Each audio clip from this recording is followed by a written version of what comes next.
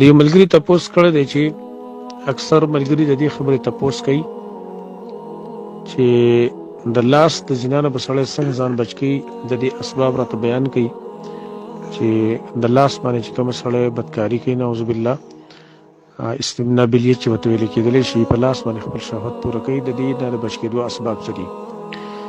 جواب دا دی چې دا یو خبیث غوندې عمل دی، بدکار عمل دی، د انسان عقل یې نه مني او قرآن کریم نه د دې حرمت معلوم دی.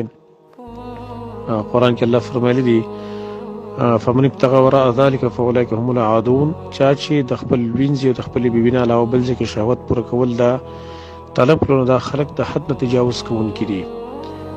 او دغه شان د یو روایت کې دا راغلي د عبدالله بن عمر په روایت کې دغه نه چا تپوس کړی د دې مبارکي چې په لاس باندې خپل شهوت پوره کول دا څه شی دی؟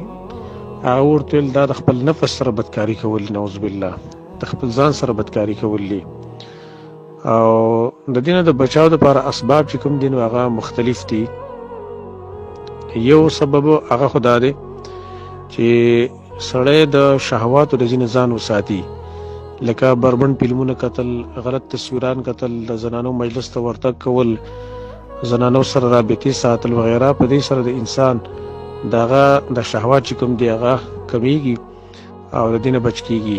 دویم سبب هغه په حدیث کې راغلی د نبي صلی الله علیه وسلم فرمایلی دي یا معشر الشباب من استطاع منکم الباءة فلیتزوج فمن لم یستطع فعلیه بالصوم فانه له وجاء. ای ټولګیر ځوانانو، که تاسو کې څوک د نکاح طاقت لري نو هغه د ځان له واده وکړي، او هغه څوک چې طاقت نه لري نو هغه د روژې نیسي، ځکه دغه لپاره ټکول دي، معنی شهوات په دې سره ختمیږي، نو روژې دا کسان ډېر نیسي. دریم سبب چې کوم دی نو هغه الاشتغال، مشغولتیا کول دي، ځان مشغولول دي، یا په کاروبار باندې، یا په درس او تدریس باندې، یا په ذکر اذکارو باندې، او د خلوت نه ځان ساتل پکار دي. څومره سړی ځان لري نو هغه ته غلط فکرونه راځي، غلط سوچونه راځي.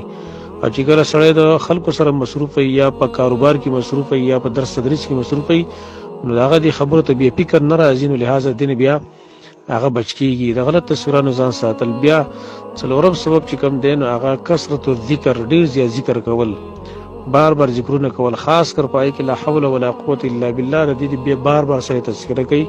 کله چې یو سړی هغه غواړي چې زه له بدکارونو بچ شم نو دا ذکر دی بار بار کوي، لا حول ولا قوت الا بالله، لا حول ولا قوت الا بالله. لکه باید سلف نقل لی یو کس هغوی ما په پردو زنانو ته ډېر کتل وی، نو یو عالم نه مې تپوس وکړ، هغه راته ویل چې لا حول ولا قوت الا بالله دا ډېر ویوه. نو هغه مې چې کله بیا ډېر زیات ویله بیا به راته زنانه داسې ښکاره کېدل لکه یو دیوال غوندې. لہذا لا حول ولا قوت الا بالله دا دې بار بار سړی وي، انشاءالله دا اسباب سړی اختیار کړي نو په دې باندې به الله ډېر دې نه بچ کړي.